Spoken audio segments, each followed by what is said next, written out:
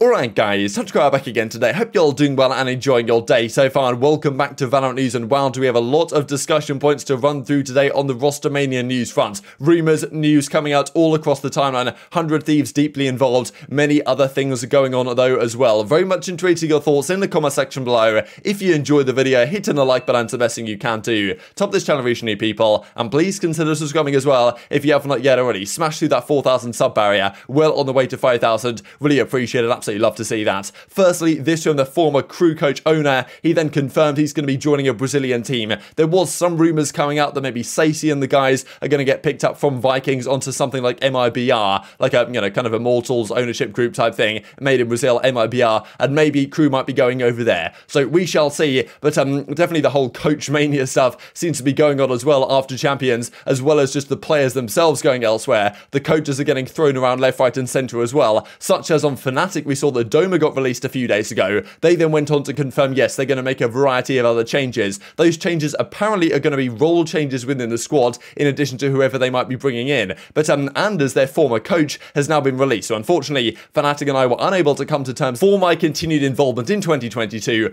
Proud of our achievements. Know the team will do incredibly in the new year and the new format. So I'm open to opportunities global. So well, the strategic coach in Anders, he's out of the team as well. So maybe they'll find some other options there. But yeah, just another example, maybe a Fnatic trying to make some changes going into VCT 2022. This also from Mike's HG, of course, who was the coach of Envy for a little bit before it was kind of a strange situation. They couldn't come to terms, and they didn't give a contract in time. It was a bit of a weird one. But well, as he goes on to say, most likely going to be teamless going into 2022. So what are some of the things I can help teach him about the game via content or co-streams? So I'm just talking about how we can potentially get a spot back somewhere or other. I think definitely like someone will probably pick this guy up at some point. But yeah, just kind of a shame of what happened with Envy really, which was a bit of a strange one, frankly. But yeah, hopefully he gets a spot somewhere or other. I think he's definitely a talented coach. They brought a fair bit to that Envy team before Chet, of course, joined their team going into Champions. Now let's talk about some actual roster mania stuff. Automatic and Stewie2K in talks with Evil Geniuses. Breeze to stay in Counter-Strike. So Liquid are making some changes, and Stewie2K and Automatic may well be reuniting, of course, from that Cloud9 Counter-Strike team.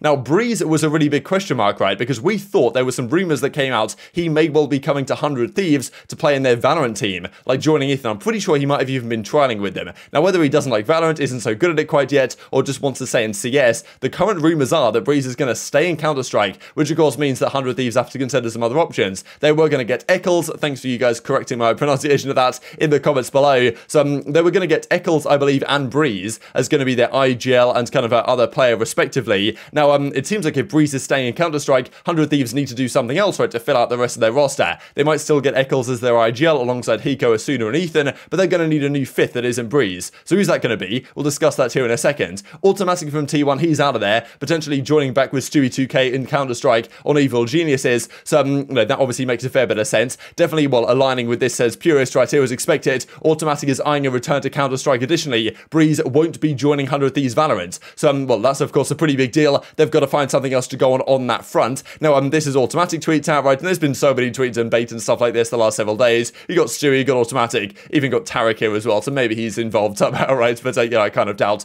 that's going to be the case. We shall see. But still, of course, there's many other implications from this as well as to what 100 Thieves are going to do, what T1 are going to do, for example. So well, let's continue on those lines. Ethan says the following right here: expect the unexpected, with a load of well, laughing things going on. Now is this just pure bait and impression farming? It could well be, or it could be something actually realistic is going on behind the scenes, because yes, if Breeze isn't coming through, then they need someone else, right? Who's the someone else going to be? 100 Thieves, they have the money, they have the resources, they have the pull in terms of the branding, like they could probably get a fair few players. Of course, that CNET has been the guy that's been discussed these last few days. Is he going to come over from Ascend and join this roster? But of course, right now, some people might say that's relatively expected given all the rumours about it. So is Ethan on the right lines here? It's tough to say. Some really interesting replies actually from this one. So as soon as there's, chill fam, like, don't say anything, just calm down, nothing's going on here. But we imagine these guys are going to stay teaming for next year, as we'll look at here in just a second. This also from K-Day though, as she says right here, lol, it's actually hilarious. I can't leak though. So basically saying like, yes, there actually is something serious going on here, but can't talk about it. So maybe this is more than just impression farming, or she's going straight in the money as well along a similar line. Hopefully we will find out relatively soon over the coming days, because these teams of course have to come to a decision not too far around the corner. Shazam was spacing about it as well with the whole,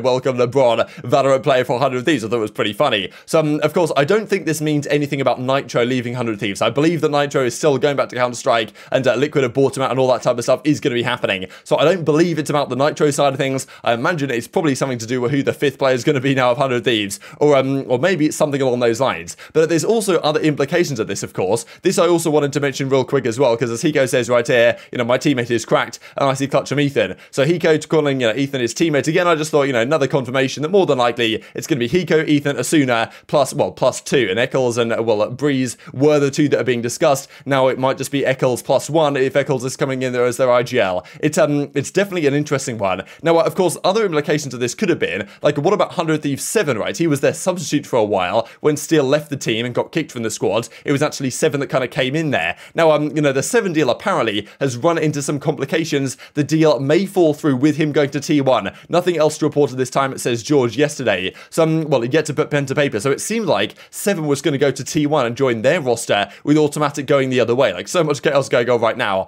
But if that's for whatever reason fallen through and complications are coming to play, could 100 Thieves get him back as their 5th player? Like, of course, that's an option. I doubt it, though, because as George says in reply, 100 T has not asked him to return, as far as I'm aware. So it doesn't seem like he's going back there. Maybe he does want to go to T1. Maybe, I don't know what complications they could have run into, but seems like that may well have fallen through. So definitely so much drama really between all these top rosters in the North American side that are going to make some changes. Wanted to run through a couple of other things as well, because Kelox, formerly of G2, now in discussions apparently to, join at Movistar Riders. So Kelox and Coldamenta got kicked from that team as the Giants guys came into G2, and now Kelox apparently going to Movistar potentially. So, that could be pretty exciting. There's also a couple of other things to mention as well, as George says, and then Purist tweets out also, B-Dog will likely join LG, a source familiar with the situation that says he's an insane talent, all this type of stuff. So yes, from TSM Academy, the Jet player over there, B-Dog joining at Luminosity Gaming's Valorant roster. That could be one to keep your eyes on going forward, as well as all these squads kind of fight to be the top squads in North America, and of course the other regions as well, as we just looked at. This also, Yassine and Bonka, formerly of Guild Esports, they're apparently looking to create their own team alongside Salah. So bringing Salah in, Yassine and Bonka could be a team of 2 going forwards, team of 3 going forwards, even, inactive players on the Guild Esports roster. So there's, obviously we could go into more depth on this stuff, but just given the other major topics we've discussed, I think I'll just leave it there for now and try and do my best to keep you guys updated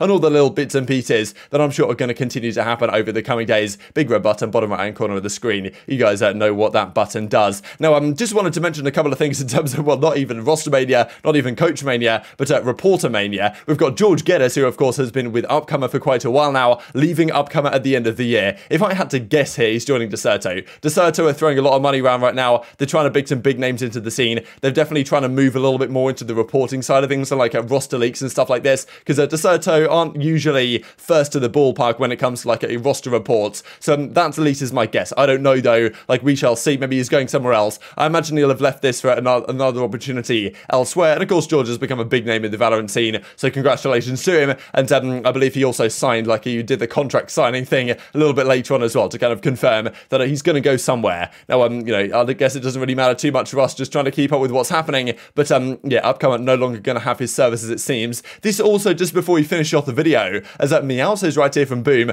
just wondering at Valorant Esports, when will we get our prize money for the Southeast Asia Challenger Stage 3? We're asking the admins about it, and we still get no update. I asked the Korean teams and Japanese teams, they all got it way back in September. So apparently there's some, he goes through some Discord chats right here, like, of course, this is one of them, for example, if you guys want to, pause it and kind of read through and stuff like this, but I'm basically saying, look, we haven't actually got our prize money yet for this, event. It was ages ago now, all the way back at Challenger Stage 3. So hopefully Riot and the Valorant Esports guys actually pay attention to this and make some updates on this front, because they're, definitely not what you want to be seeing as, a premier esport that, of course, Valorant is right now. So, yeah, definitely thought I'd keep you guys updated on this front as we move forward. And just to finish off with this, as I said, we would talk about the Lion Man Valorant Champions cards, the final team to do, that being, of course, Ascend winning the entire thing. Will this roster of 5 be still together going into next year? That's, it's far from confirmed right now, but Zeke, CNED, Starkso, Bone Cold, and Kyles, what a roster this was. They were so good at the start of the tournament. Well, after there, of course, their loss to, Vivo Keys, kind of lost to Vivo Keys, that then got replayed. They really kicked up into another gear, and Zeke and CNED especially towards the end, and Starkso no doubt as well, and all these guys definitely had their moments. But